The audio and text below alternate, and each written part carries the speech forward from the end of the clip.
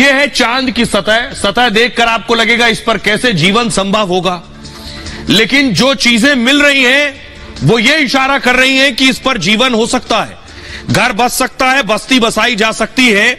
तो क्या चांद पर वाकई 200 साल बाद हो सकता है, 100 साल बाद क्या बस्ती बस सकती है जो चीजें मिल रही हैं उसके बाद? जरा अब आपको बताता हूं कि आखिर मिला क्या क्या है। यह बात मैं क्यों कह रहा हूं कि चांद पर बस्ती बस सकती है या बसेगी। अब से 30 साल पहले जैसे किसी ने कल्पना नहीं की थी कि हाथ में एक मोबाइल फोन होगा और सीधे कहीं भी खड़े होकर घूमते फिरते भी बात हो पाएगी, नहीं सोचा था। बहुत सी चीजें जो आज से शायद 50 साल पहले नहीं सोची गई थी वो आज हो गई हैं। इसलिए हो सकता है 100 साल बाद, 200 साल बाद यह भी संभव हो। विज्ञान जैसे जैसे आगे बढ़ेगा कुछ भी हो सकता है, कुछ भी ना नहीं हो सकता है कि ना कहा जाए जिसे। तो चांद के दक्षिणी ध्रुव पर चंद्रयान ने बड़ी खोज की है। हो सकता है ऐसे बिल्डिंग बनने लगे जैसे ये बनकर खड़ी हो रही है। हो सकता है ऑक्सीजन है, पानी भी मिल जाए तो पेड़ पौधे भी संभव हो। पेड़ पौधे होंगे तो खेती किसानी होगी, खेती किसानी होगी तो इंसान के जाने के बाद जैसे सांस ले सकेगा वैसे खाने का इंतजाम भी हो जाएगा। रोवर जो है, जो घूम रहा है चांद पर उसे ऑक्सीजन के सबूत मिले।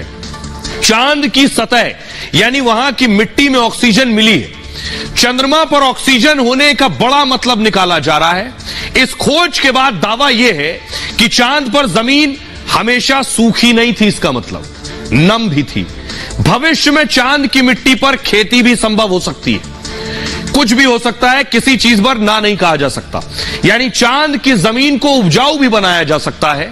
यह ऑक्सीजन उस रूप में नहीं है कि सांस ली जा सके, अभी हालत यह है। चांद पर ऑक्सीजन ऑक्साइड के फॉर्म में है। अब आप कहेंगे ऑक्साइड क्या है? मतलब किसी दूसरे तत्व के साथ मिली हुई चीज है, ऑक्सीजन अणु के रूप में। पता यह किया जा रहा है क्या ऑक्सीजन पानी के फॉर्म में भी है। पानी मतलब पानी का फॉर्मूला H2O यानी हाइड्रोजन और ऑक्सीजन दोनों है। अब यह ढूंढा जा रहा है क्या पानी के फॉर्म में है। यानी प्रज्ञान रोवर अब चांद पर ऑक्सीजन की खोज में जुटा है। अगर चांद पर हाइड्रोजन ढूंढ रहा है, अगर हाइड्रोजन मिल जाती है तो यह बहुत बड़ी खोज होगी। ऑक्सीजन मिल गई, अब हाइड्रोजन ढूंढ रहा है। हाइड्रोजन ऑक्सीजन को मिलाकर पानी बनाना संभव होगा। चांद पर पानी का मतलब होगा जीवन की पूरी संभावना। इसके बाद चांद पर बस्ती बनाने की कोशिश हो सकती है। चांद पर मिला पानी मशीनों को ठंडा करने के भी काम आएगा। चंद्रमा का पानी रॉकेट के ईंधन में भी इस्तेमाल होगा। इससे होगा क्या कि मान लीजिए कोई अंतरिक्ष कार्यक्रम शुरू किया गया, चांद पर कुछ गया है, पानी मिलने के बाद चांद पर मिशन की होड़ लग जाएगी, कुछ और अंतरिक्ष प्रोग्राम जाएंगे। क्यों? क्योंकि ये जो पानी है ये इसका इस्तेमाल रॉकेट के फ्यूल के लिए भी हो सकता है और बहुत सी चीजों के लिए हो सकता है। इंजन को कूल करने के लिए, ठंडा करने के लिए भी किया जा सकता है। जब से चांद पर चंद्रयान गया है, लोगों की जो रुचि है, जो इंटरेस्ट है वो स्पेस में, अंतरिक्ष में बढ़ गया है। लेकिन पाकिस्तान के बच्चों को आपको सुनवाता हूं मैं, वो क्या कह रहे हैं, वो कितना जानते हैं। पाकिस्तान में धर्म की घुट्टी बहुत पिलाई जाती है, तो देखने का नजरिया भी वही, चश्मा ज्यादा है। जरा सुनिए पाकिस्तान के बच्चों को।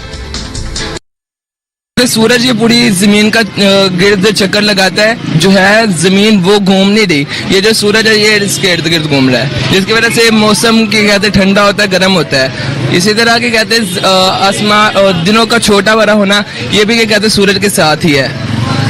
ये देखिए मदरसा के बच्चे आज ऐसी बात बता गए हैं जो आइंस्टाइन भी नहीं बता के गया।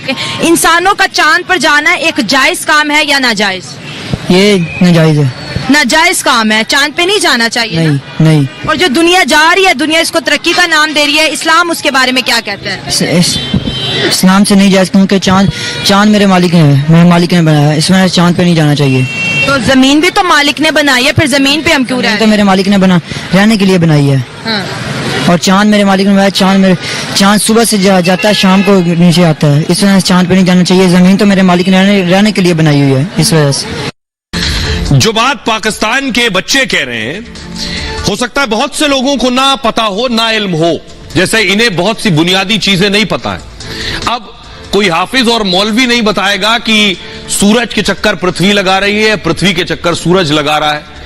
जब विज्ञान की रोशनी से देखा जाएगा तभी पता चलेगा जब आप साइंस को नहीं मानेंगे तो आप फिर इसी तरह के जवाब देंगे। अब मैं बुनियादी बातें बताने जा रहा हूं जो बहुत कम लोग जानते हैं, लेकिन जानना बहुत जरूरी है। जब चांद पर चंद्रयान चला गया तो हमें यह बेसिक जानकारी होनी चाहिए।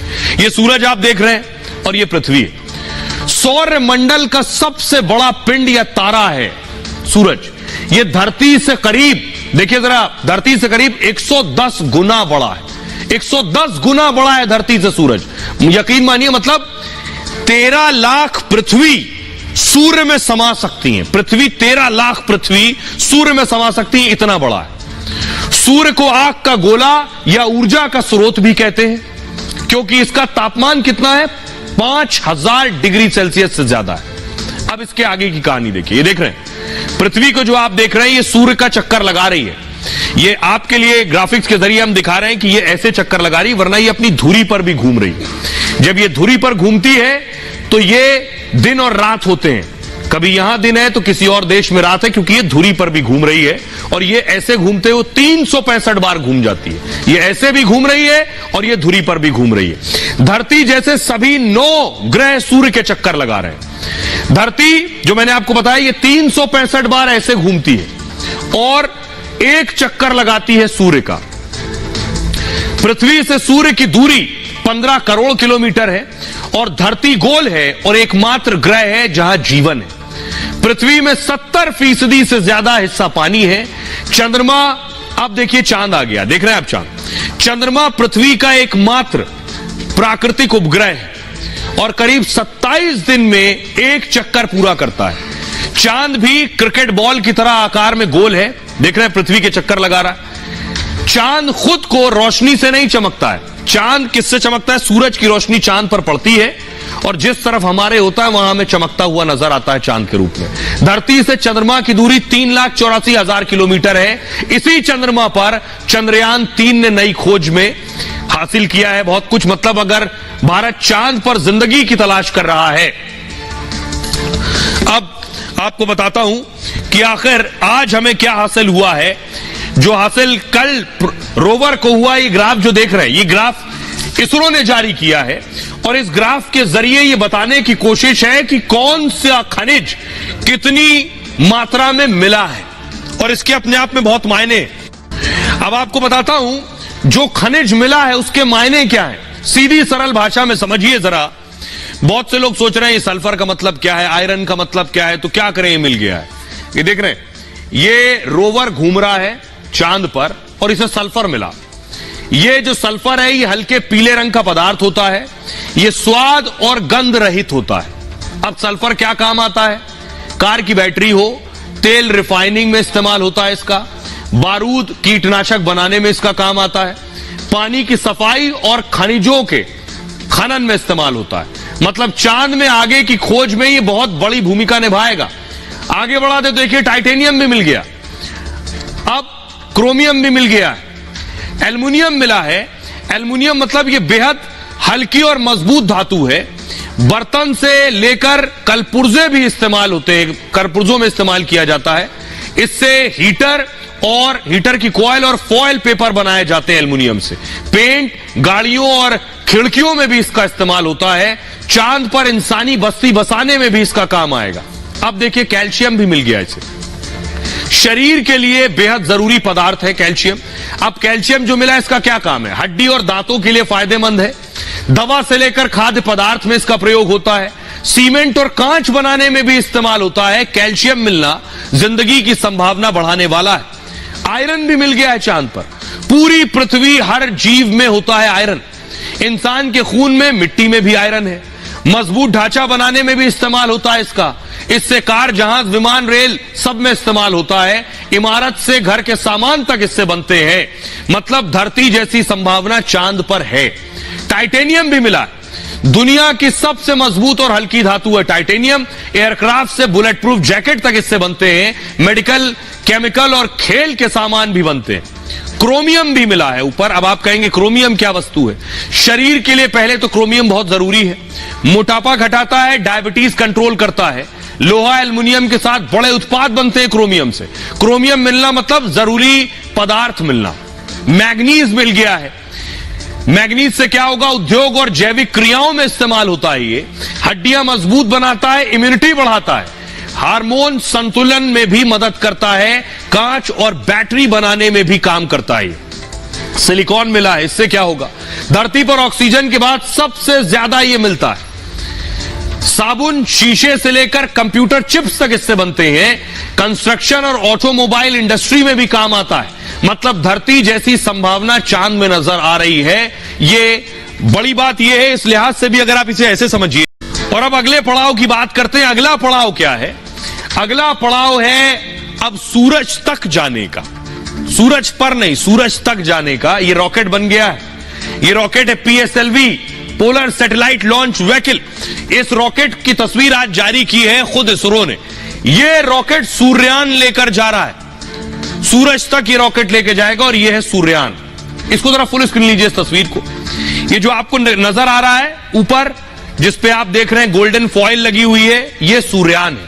नीचे का जो हिस्सा आप देख रहे हैं, आप जब देखते हैं रॉकेट ऊपर जाता है तो रॉकेट के टॉप पर इस पूरे हिस्से को फिट कर दिया जाता है। रॉकेट देख रहे हैं आप, दोनों तरफ देखिए, उसके दोनों साइड भी आपको नजर आ रहे हैं। राइट और लेफ्ट देखिए कॉर्नर पर, ये जो दो साइड है ये दोनों बंद हो जाएंगे।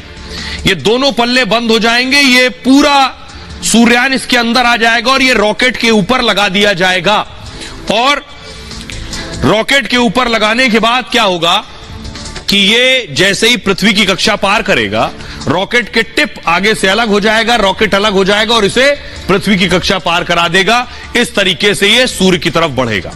ये आप देख रहे हैं, ये सूर्यान है और ये है PSLV रॉकेट। चंद्रयान की सफलता के बाद सूर्यान की बारी है। 2 सितंबर को सूर्यान लॉन्च किया जाएगा। तस्वीर आज जारी की गई है। ये सूर्यान को लेकर रॉकेट लॉन्च पैड की ओर बढ़ेगा। ये रॉकेट मतलब आदित्य L1 की लॉन्चिंग की रिहर्सल हो गई है। वैज्ञानिकों ने लॉन्च से पहले रॉकेट की जांच की है। इसे इसरो के रॉकेट PSLV C-57 से छोड़ा जाएगा। PSLV C-57 भारत का सबसे भरोसेमंद रॉकेट है। यह रॉकेट सूर्यान को धरती की कक्षा के बाहर ले जाकर छोड़ देगा। जैसे चंद्रयान को रॉकेट धरती की कक्षा के बाहर ले जाकर छोड़ दिया था, उसी तरह यह इस सूर्यान को कक्षा के बाहर जाएगा और छोड़ देगा। इसे आंध्र प्रदेश के श्रीहरिकोटा सेंटर से छोड़ा जाएगा। श्रीहरिकोटा से ही चंद्रयान 3 को लॉन्च किया गया था। 41 दिन में चंद्रयान 3,84,000 किलोमीटर की दूरी तय करके चांद तक पहुंचा। सूर्यान धरती से 15 लाख किलोमीटर जाएगा और आदित्य L1 यह दूरी 4 महीने में पूरी करेगा। यानी सूरज तक जाने में 4 महीने लगेंगे, जबकि धरती से सूरज की जो दूरी है वो 15 करोड़ किलोमीटर है। ये 15 लाख किलोमीटर जाएगा।